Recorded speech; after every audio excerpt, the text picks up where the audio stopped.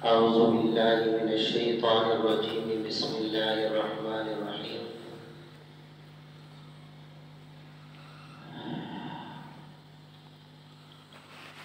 آج نماز تراویح میں 5واں پارہ مکمل ہوا ہے۔ رات میں نے عرض کیا تھا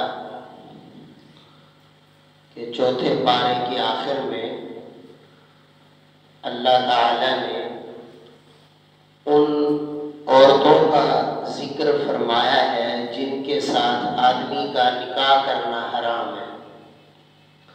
مثلا ماں سے آدمی کا نکاح کرنا حرام ہے، بہن سے آدمی کا نکاح نہیں ہو سکتا، بیٹی سے آدمی کا نکاح نہیں ہو سکتا، رضائی ماں اور بہن سے نکاح نہیں ہو سکتا، ساس سے نکاح نہیں ہو سکتا۔ تو یہ وہ سارے رشتے ہیں جن کے ساتھ آدمی کا نکاح کرنا حرام ہے۔ اب اللہ 5ویں پارے کے شروع میں ان عورتوں کا تذکرہ فرما رہے ہیں جن کے ساتھ نکاح کرنا جائز ہے۔ اللہ فرماتے ہیں یہ جو جن عورتوں کا تذکرہ پیچھے گزرا ہے ان کے ساتھ تو نکاح کرنا حرام ہے، اس کے علاوہ دنیا کی جو اور مسلمان عورتیں ہیں ان کے ساتھ آدمی کا نکاح کرنا جائز ہے۔ کسی بھی مسلمان عورت سے محرمات کے علاوہ آدمی نکاح کر سکتا ہے، بس ایک شرط ہے کہ نکاح کرے اور نکاح میں جو عورت کا مہر ہے وہ مہر ادا کرے اور نکاح گواہوں کے سامنے ہونا چاہیے۔ اور فرمایا نکاح سے مقصود عفت اور پاک دامنی ہو۔ آدمی جو نکاح کرے اس کی غرض یہ ہو تاکہ میری عزت کی حفاظت ہو جائے، صرف اپنی شہوت کو پورا کرنے کے لیے نکاح نہ کیا جائے، بلکہ نکاح سے مقصود عفت اور پاک دامنی ہونی چاہیے، اور نکاح سے مقصود یہ ہونا چاہیے کہ اللہ اس نکاح کے ذریعے مجھے نیک اولاد عطا فرمائے۔ تو اس لیے ایک تو نکاح گواہوں کے سامنے ہونا چاہیے، اور نکاح میں مہر عورت کا حق ہوتا ہے، جیسے وراثت میں بیٹی اور بہن کا حق ہوتا ہے اس کو دینا ضروری ہے، ایسے مہر عورت کا حق ہوتا ہے، مہر عورت کو دینا ضروری ہے۔ ایک دفعہ دے دو، مسئلہ یہی ہے، وراثت کا بھی مہر کا بھی۔ ایک دفعہ بیٹی اور بہن کا حصہ وراثت میں سے الگ کر کے اس کو دے دو، اس کے حوالے کر دو، پھر اگر وہ خوشی سے تمہیں واپس کر دے تو لے لو، نہیں دیتی تو اس کی اپنی چیز ہے۔ مہر کا مسئلہ بھی ہے کہ مہر بیوی کا حق ہے، ایک دفعہ مہر بیوی کے حوالے کر دو، وہ اس کی ملکیت میں آ جائے گا، اب اس کی مرضی وہ تمہیں دے یا اپنے پاس رکھے، خوشی سے تمہیں دے تو لے لو، نہیں تو اس کی چیزیں اپنے پاس رکھے۔ تو مہر عورت کا حق ہے، اور مہر بھی اپنی وسعت کے مطابق ہونا چاہیے اور شریعت کے مطابق ہونا چاہیے، اس وقت علماء سے پوچھ لینا چاہیے۔ اور باقی نکاح سے مقصود عفت ہو، پاک دامنی ہو، نیک اولاد کا حصول۔ نکاح کے علاوہ زنا حرام ہے، جس طرح زنا حرام ہے اسی طرح متع بھی حرام ہے۔ یہ جو شیعہ کے یہاں متع ہوتا ہے یہ متع بھی حرام ہے، یہ متع بھی زنا ہے۔ اصل میں متع یہ ہوتا ہے کہ کوئی آدمی کسی عورت سے کہے کہ میں تم سے اتنے پیسوں کے بدلے میں اتنے عرصے تک کے لیے نکاح کرتا ہوں، مثلا 10,000 کے بدلے میں تم سے نکاح کرتا ہوں اور ہمارا یہ نکاح 1 مہینے تک برقرار رہے گا۔ تو متع میں مدت بھی مقرر ہوتی ہے، پیسے بھی مقرر ہوتے ہیں۔ تو نکاح محدود مدت کے لیے نہیں ہوتا، نکاح تو ہمیشہ کے لیے ہوتا ہے، الا یہ کہ نہ بدے طلاق ہو جائے اور بات ہے، لیکن نکاح 1 2 دن مہینے کے لیے نہیں ہوتا، بلکہ جو نکاح ہوتا ہے وہ ہمیشہ کے لیے ہوتا ہے۔ تو اگر کوئی محدود مدت کے لیے نکاح کرتا ہے اور مخصوص پیسوں کے بدلے میں کرتا ہے تو اس کو متع کہتے ہیں۔ اسلام کے شروع میں متع جائز تھا، بعض جنگوں میں بھی اللہ کے نبی صلی اللہ علیہ وسلم نے صحابہ کرام کو متع کی اجازت دی، لیکن بعد میں خیبر کے موقع پر، فتح مکہ کے موقع پر اللہ کے نبی صلی اللہ علیہ وسلم نے ہمیشہ کے لیے متع کو حرام فرما دیا اور فرمایا یہ متع نکاح نہیں ہے بلکہ یہ متع زنا ہے، اب اگر کوئی متع کرے گا تو اسے بھی زنا کا گناہ ہوگا، تو اس لیے یہ متع ناجائز اور حرام ہے۔ اس کے بعد اللہ فرما رہے کہ دیکھو کسی کا مال ناحق نہ کھاؤ، کسی کا مال نہ دباؤ، ناحق کسی کا مال نہ کھاؤ، کسی مسلمان کا مال اس کی دلی خوشی کے بغیر استعمال کرنا جائز نہیں، کسی ناجائز طریقے سے کسی کا مال لینا، چوری کرنا، ڈاکہ ڈالنا، چپکے سے اس کا مال اٹھا لینا، یہ تو ویسے حرام ہے۔ کسی کا مال اس کی اجازت کے بغیر اٹھا لینا یہ بھی حرام ہے، کسی کی کوئی چیز اس کی اجازت کے بغیر لے لینا یہ بھی حرام ہے۔ کسی آدمی کا مال نبی اسلام میں بھرنا اس کی دلی خوشی کے بغیر جائز نہیں ہے، اگر کوئی اپنا مال دلی خوشی کے ساتھ تم پر خرچ کرے تو قبول کر لو، وگرنہ حرام طریقے سے اور ناجائز طریقے سے کسی کا مال استعمال نہ کرو۔ آگے اللہ فرما رہے ہیں کہ اللہ نے مردوں کو عورتوں پر فضیلت عطا فرمائی ہے، حاکمیت عطا فرمائی، الرجال قوامون علی النساء، اللہ نے مردوں کو عورتوں پر فضیلت، حاکمیت عطا فرمائی۔ اس کی ایک وجہ یہ ہے کہ اللہ نے مردوں کی طبیعت اور فطرت ہی ایسی بنائی ہے کہ مردوں کی طبیعت اور فطرت میں اللہ نے ایک حاکمیت اور فضیلت رکھی ہے، اور دوسرا اس لیے بھی کہ عورتوں کے مقابلے میں مردوں کی عقل زیادہ ہوتی ہے اور عورتوں کے مقابلے میں مردوں کا علم بھی زیادہ ہوتا ہے، عورتوں کا دین بھی ناقص ہوتا ہے مردوں کے مقابلے میں، عورتوں کا علم بھی ناقص ہوتا ہے، عورتوں کی عقل بھی ناقص ہوتی ہے، اس لیے بھی اللہ نے مردوں کو عورتوں پر فضیلت عطا فرمائی، اور اس لیے بھی اللہ نے مرد کو عورت پر فضیلت عطا فرمائی ہے کہ عورت کا سارا ذمہ مرد اپنے ذمہ لیتا ہے، عورت کا سارا خرچہ مرد اپنے ذمہ لیتا ہے، چونکہ مرد کو اللہ نے خرچ کرنے والا بنایا ہے، عورت کے خرچے کی ذمہ داری مرد اپنے ذمہ لیتا ہے، اس لیے بھی اللہ نے مرد کو حاکمیت کا درجہ عطا فرمایا۔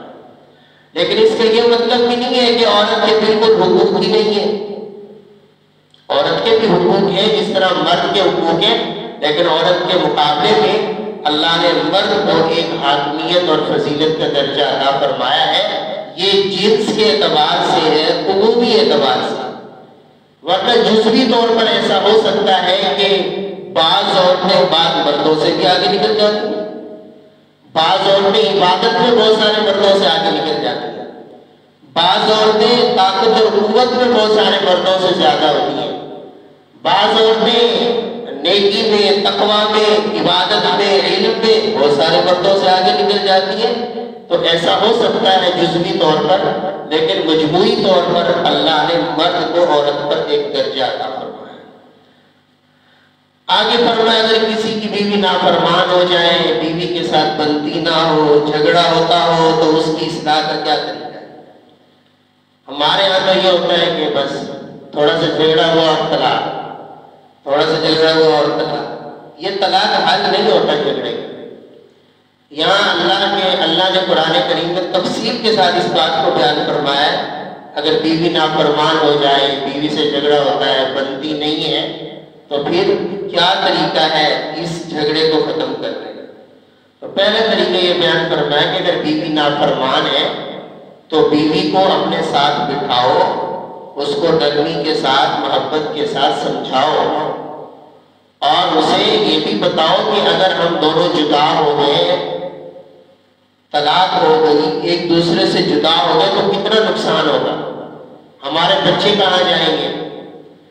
تو اس لیے پہلا درجہ یہ ہے کہ اگر بیوی نافرمان ہے تو اس کو نرمی سے، حکمت سے سمجھاؤ، اگر اس کو نرمی اور حکمت سے سمجھاؤ گے تو امید ہے وہ سمجھ جائے گی، اگر سمجھانے سے بھی بار بار کام نہیں بنتا تو پھر یہاں اللہ فرما رہے دوسرا درجہ یہ ہے کہ عورت کا بستر الگ کر دو، یعنی اس سے جدائی اختیار کر لو کچھ دن کے لیے، زوج حقوق زوجیت سے ایک طرف ہو جاؤ، اس کا بستر الگ کر دو، پاک دامن عورت کے لیے یہ بھی بہت بڑی سزا ہے کہ اس کے شوہر اس سے بستر الگ کر لے، تو اس سے امید ہے کہ وہ سمجھ جائے گی اور فرما بردار بن جائے گی۔ اور اگر اس سے بھی کام نہیں بنتا تو تیسرے نمبر پہ اللہ یہاں فرما رہے ہیں کہ اس کی اصلاح کے لیے اس کو تھوڑا سا مار سکتے ہو، تھوڑا سا مار سکتے ہو۔ اس کا یہ مطلب بھی نہیں ہے کہ ڈنڈے سے مارنا ہے، یہ مطلب بھی نہیں ہے کہ ایسی چیز سے مارنا ہے جس سے نشان پڑ جائے، نہیں، ڈنڈوں سے مارنا، لکڑیوں سے مارنا، ایسی چیز سے مارنا جس سے نشان پڑ جائے، یہ جائز نہیں ہے۔ چہرے پر مارنا بھی جائز نہیں ہے، گناہ ہوتا ہے۔ چہرے پر بھی نہیں مارنا، کسی چیز سے بھی نہیں مارنا۔ علماء کہتے ہیں زیادہ سے زیادہ 3 تھپڑ لگا دو، اس سے امید ہے کہ اس کی اصلاح ہو جائے۔ اگر اس سے بھی اصلاح نہیں ہوتی پھر چوتھا درجہ یہ ہے کہ دونوں طرف کے سمجھدار لوگ، مرد کی طرف سے بھی عورت کی طرف سے بھی، ایک آدمی ادھر سے ہو جائے، ایک ادھر سے ہو جائے، یا 2-3 ادھر سے 2-3 ادھر سے، جو بڑے اور سمجھدار لوگ ہیں وہ آپس میں بیٹھیں اور دونوں کو سمجھائیں۔ اگر بیوی نہ فرمانے تو اس کو سمجھائیں، امید ہے وہ ان کے سمجھانے سے سمجھ جائے گی اور باز آ جائے گی۔ یہ 4 درجے ہیں طلاق سے پہلے۔ اگر پھر بھی کام نہیں بنتا تو پھر 5ویں نمبر پہ شریعت کہتی ہے صرف 1 طلاق دے شوہر پر سے۔ ہمارے یہاں تو 3 طلاق اکٹھی دے دیتے ہیں۔ 5ویں نمبر پر جا کر اگر نہیں بنتی اور عورت نافرمانی سے باز نہیں آتی، پھر ہمارا دین کہتے ہیں صرف 1 طلاق دو، بس 1 طلاق دے دو گے، اب اس کی عدت شروع ہو جائے گی طلاق کے بعد۔ اب اگر طلاق کے بعد وہ باز آ جائے، تمہارا غصہ ٹھنڈا ہو جائے، تو چونکہ 1 طلاق دی ہے، 1 طلاق کے بعد رجوع ہو سکتا ہے تو رجوع کر لینا۔ اور اگر نہیں بنتی، رجوع نہیں ہوتا، تو پھر اگلے مہینے دوسری طلاق دے دو، نہیں بھی دو گے تو ویسے خود بخود پڑ جائے گی، یا اگلے مہینے دوسری دے تو اس سے اگلے مہینے تیسری طلاق دے دینا۔ لیکن اکٹھی طلاقیں 3 نہ دو، اکٹھی دو گے تو پھر عورت حرام ہو جائے گی اور رجوع کو کوئی راستہ باقی نہیں بچے گا۔ تو یہ اللہ نے عورت کی اصلاح کے طریقے یہاں پر بیان فرمائے۔ اس کے بعد اللہ فرمائے اگر صلح ہو جائے تو صلح جو ہے بہت بہتر ہے۔ آگے اللہ نے طہارت اور پاکی کا حکم دیا، فرمایا دیکھو آدمیوں کو، ایمان والوں کو، مسلمانوں کو چاہیے کہ وہ پاک صاف رہے، طہارت اختیار کریں۔ جس جگہ پر وضو کی ضرورت ہو تو وضو کریں، نماز پڑھنا ہے تو پہلے وضو کی ضرورت ہے، پہلے وضو کریں۔ قرآن کریم کی تلاوت کرنی ہے، پہلے وضو کریں پھر قرآن کریم کو ہاتھ لگائیں۔ تو جہاں وضو کی ضرورت ہے پہلے وضو کریں، اور جہاں غسل کی ضرورت ہے تو پہلے غسل کریں۔ اگر آدمی جنبی ہو گیا ہے، آدمی کو احتلام ہو گیا ہے، اب غسل واجب ہو جاتا ہے تو پھر اس موقع پر غسل کریں۔ عورت حیض اور نفاس سے فارغ ہوئی ہے تو پھر اس پر لازم ہے کہ وہ غسل کرے۔ تو اللہ یہاں یہ فرما رہے ہیں کہ طہارت اور پاکی اختیار کرو، جب وضو کی ضرورت ہو تو وضو کرو، جب غسل کی ضرورت ہو تو غسل کرو۔ پھر آگے اللہ نے تیمم کا مسئلہ بیان کیا ہے کہ اگر تمہیں پانی کہیں سے نہ مل رہا ہو، نماز کا وقت جا رہا ہے، پانی نہیں مل رہا، پانی نہیں ہے، تو پھر فرمایا پاک مٹی سے یا مٹی کی جنس سے جو بھی چیز ہو اس سے پھر تم تیمم کر سکتے ہو۔ تو یہ بھی اللہ کا ایک انعام ہے۔ فرمایا اگر تمہارے پاس پانی نہیں ہے تو تم پاک مٹی سے تیمم کر لو۔ تیمم وضو سے بھی ہو جاتا ہے، غسل سے بھی ہو جاتا ہے۔ وضو لازم ہے، پانی نہیں ہے پھر بھی تیمم کر لو۔ غسل لازم ہے، پانی نہیں مل رہا تو پھر بھی تیمم کر لو۔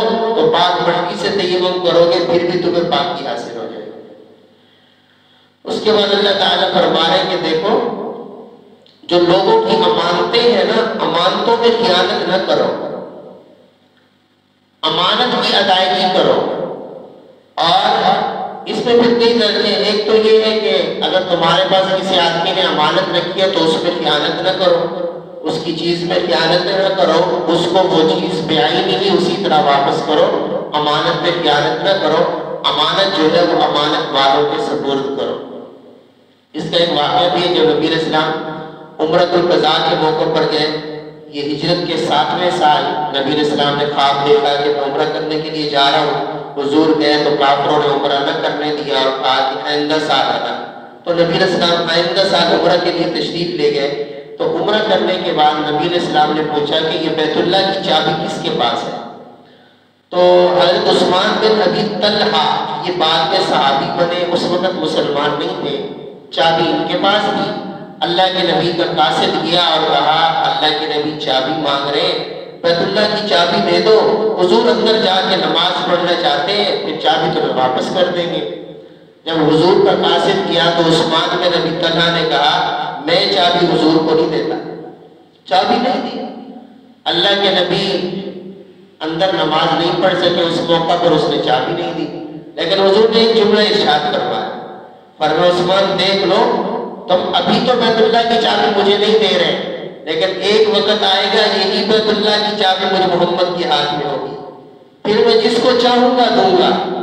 اگلا سال ہوا سن 8 ہجری میں مکہ فتح ہو گیا، اللہ کے نبی آئے، مکہ فتح ہو گیا۔ پھر آپ نے پوچھا چابی کس کے پاس ہے؟ لوگوں نے بتایا عثمان کے پاس ہے۔ قاصد کیا کہ اللہ کے نبی بلا رہے ہیں۔ اب عثمان آیا اور حضور کے سامنے کانپ رہے ہیں کہ پچھلے سال میں نے تو چابی نہیں دی تھی، حضور نے تو سچ فرمایا تھا کہ چابی میرے ہاتھ میں آئے گی، آج تو یہ بیت اللہ کی چابی مجھ سے چھین جائے گی، یہ اعزاز ہے کہ بیت اللہ کی چابی میرے پاس ہے، آج میں نے محمد کو چابی نہیں دی تھی تو آج حضور چابی کسی اور کو دے دیں گے۔ کانپ رہے تھے، بارہ انہوں نے حضور کے حوالے چابی کر دی، پورا مکہ حضور کے حوالے ہو گیا تھا۔ آپ اندر تشریف لے گئے، بیت اللہ کے اندر نماز پڑھی، باہر تشریف لائے تو سارے مکہ کے کافر باہر بیٹھے ہوئے تھے۔ آپ نے پوچھا سناؤ مجھ سے کیا توقع رکھتے ہو؟ تو انہوں نے کہا ہمیں تو آپ سے یہی توقع ہے کہ آپ ہمیں معاف کر دیں گے۔ تو حضور نے فرمایا اچھا جاؤ، میں نے تم سب کو اللہ کی رضا کے لیے معاف کر دیا۔ پھر اب چابی حضور کے پاس تھی، حضرت علی کہنے لگے یا رسول اللہ چابی مجھے دے دو، اور صحابہ کہنے لگے یا رسول اللہ چابی مجھے دے دو، بیت اللہ کی چابی ہمیں دے دو۔ اس موقع پر یہ قرآن کریم کی آیت نازل ہوئی کہ اے محبوب امانت والوں کے سپرد کرنی چاہیے۔ آپ نے عثمان کو بلایا، عثمان آئے، آپ نے فرمایا یہ لو بیت اللہ کی چابی میں نے تم سے لی تھی، تمہاری امانت تھی، میں چابی تمہیں واپس کر رہا ہوں، اور یہ بات بھی میں تمہیں کہہ رہا ہوں کہ اب قیامت تک یہ چابی تمہارے خاندان میں رہے گی۔ آج تک وہ چابی عثمان بن ابی طلحہ کے خاندان میں ہے۔ تو حضرت عثمان نے جب حضور کے اخلاق دیکھے کہ میں نے تو چابی نہیں دی تھی، حضور نے ہمیشہ کے لیے میرے خاندان کو چابی دے دی، تو فوراً حضور کا کلمہ پڑھ کے مسلمان ہو گئے۔ یہ میرے نبی کے اخلاق تھے۔ تو یہ اللہ فرما ہے کہ امانت والوں کے سپرد کرنی چاہیے۔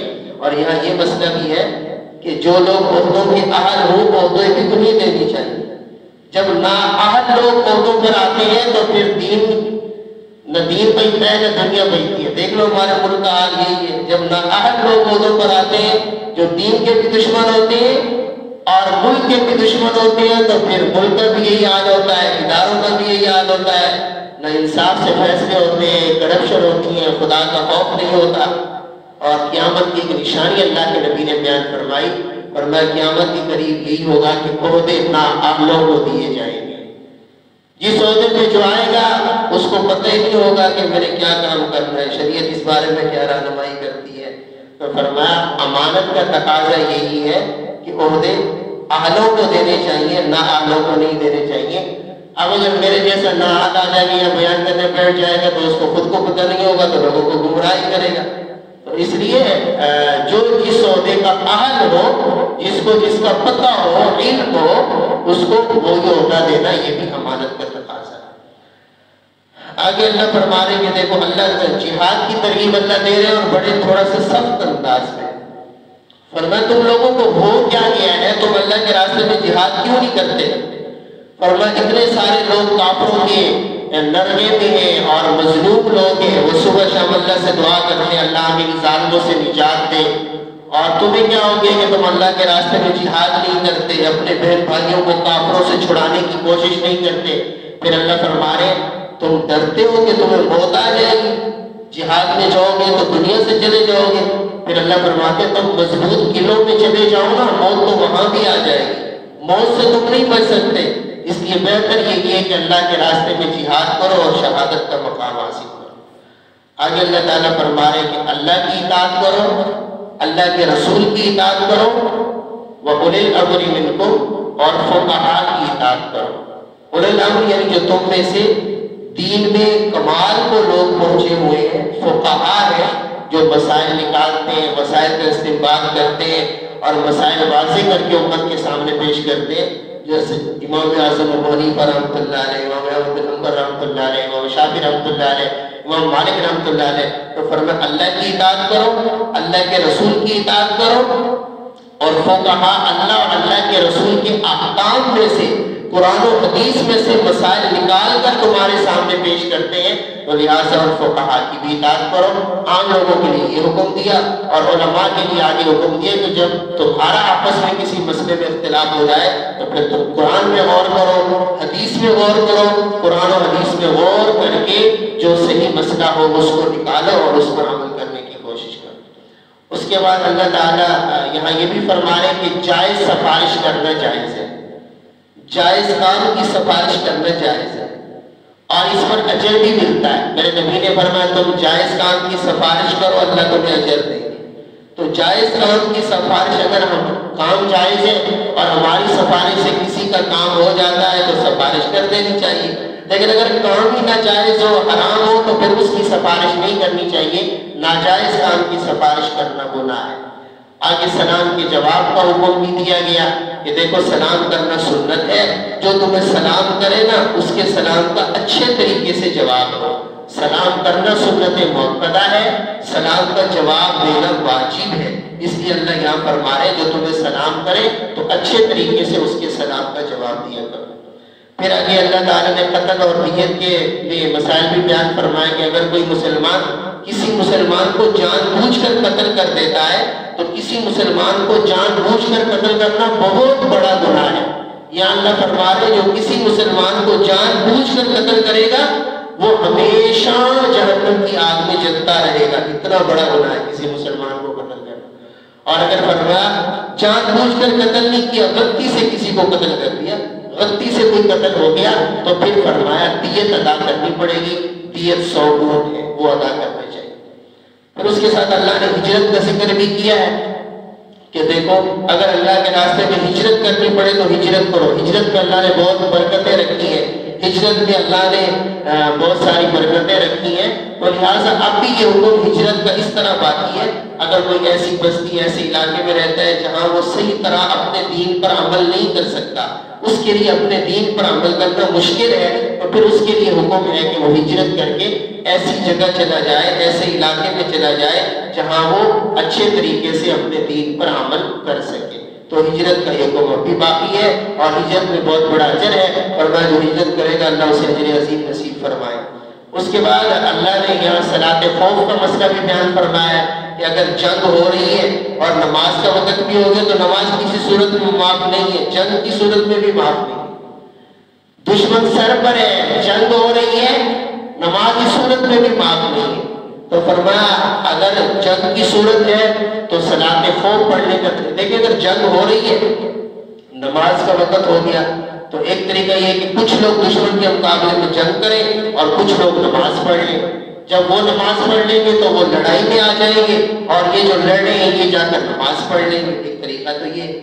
دوسرا یہ کہ اگر سارے کہتے ہیں کہ نہیں ہم نے ایک امام کے پیچھے نماز پڑھنی ہے، اور یہ ہوتا تھا نبی کریم صلی اللہ علیہ وسلم کے زمانہ میں، سارے صحابہ چاہتے تھے کہ ہم نے حضور کے پیچھے نماز پڑھنی ہے۔ اب تو خیر یہ بات نہیں ہے، الگ الگ پڑھ سکتے ہیں، لیکن اس وقت خواہش ہوتی تھی کہ ہم نے حضور کے پیچھے پڑھنا ہے، تو اس کا طریقہ اللہ نے بیان فرمایا کہ 4 رکعتوں والی نماز ہے تو آدھے لوگ دشمن کے مقابلے میں لڑتے رہے، آدھے لوگ آئیں حضور کے پیچھے 2 رکعتیں پڑھ لیں، یہ 2 رکعتیں پڑھ کے دشمن کے مقابلے میں چلے جائیں، وہ آئیں حضور کے پیچھے 2 رکعتیں پڑھیں، اور 2 رکعتوں کے بعد کھڑے ہو کر 2 رکعتیں اور پڑھیں، ان کی 4 پوری ہو جائے گی، یہ چلے جائیں اور پھر پہلے والے آ جائیں اور وہ 2 رکعتیں پوری کریں۔ یہ اس وقت ہے جب سارے ایک امام کے پیچھے نماز پڑھنا چاہتے ہیں۔ اس کے بعد اللہ نے منافقین کی برائی بیان فرمائی ہے، فرمایا یہ جو منافق لوگ ہیں مذبذبین بین ذالک، منافق نہ ادھر کا ہوتا ہے نہ ادھر کا ہوتا ہے، نہ خدا ملا نہ مثال صنم، نہ ادھر کے رہے نہ ادھر کے رہے۔ فرمایا یہ منافق لوگ جو ہے نا یہ جہنم کے سب سے نیچے والے طبقے میں یہ منافق ہوں گے، اس لیے فرمایا آدمی کو ایمان کا پکا ہونا چاہیے، منافق نہیں ہونا چاہیے۔ آگے اللہ نے عذاب سے بچنے کا نسخہ آخر میں بیان فرمایا ہے، فرمایا دیکھو اگر تم اللہ پر ایمان لاؤ گے اور اللہ کا شکر ادا کرو گے تو اللہ تمہیں عذاب نہیں دیں گے۔ اللہ کا عذاب اس وقت آتا ہے جب لوگ اللہ پہ ایمان نہیں لاتے، اس وقت عذاب آتا ہے۔ اللہ کا عذاب اس وقت آتا ہے جب لوگ ناشکری کرتے ہیں، اللہ کی نعمتوں کی ناشکری کرتے ہیں، اللہ کی نافرمانی کرتے ہیں۔ اللہ یہی فرما رہے ہیں اگر عذاب سے بچنا ہے ایمان لاؤ، عذاب سے بچنا ہے اپنے ایمان پر ثابت قدم رہو، اگر عذاب سے بچنا ہے تو اللہ کی نعمتوں پر اللہ کا شکر ادا کرو۔ جب تم ایمان لاؤ گے، اللہ کا شکر ادا کرتے رہو گے تو اللہ کبھی بھی تمہیں عذاب نہیں دیں گے۔ ما یفعل اللہ بعذابکم ان شکرتم، اللہ فرما رہے اگر تم ایمان لاؤ گے، شکر ادا کرو گے تو اللہ تمہیں عذاب دے کے کیا کریں گے؟ تو اس لیے عذاب سے بچنے کا بہت بڑا نسخہ یہی ہے کہ ہمیں اللہ کی نعمتوں پر اللہ کا شکر ادا کرنا چاہیے۔ اللہ میں عمل کی توفیق عطا فرمائے۔ الحمدللہ رب العالمین، والصلاة والسلام علی سید الانبیاء والمرسلین، ربنا آتنا فی الدنیا حسنہ وفی الآخرۃ حسنہ وقنا عذاب النار، ربنا ظلمنا انفسنا وان لم تغفر لنا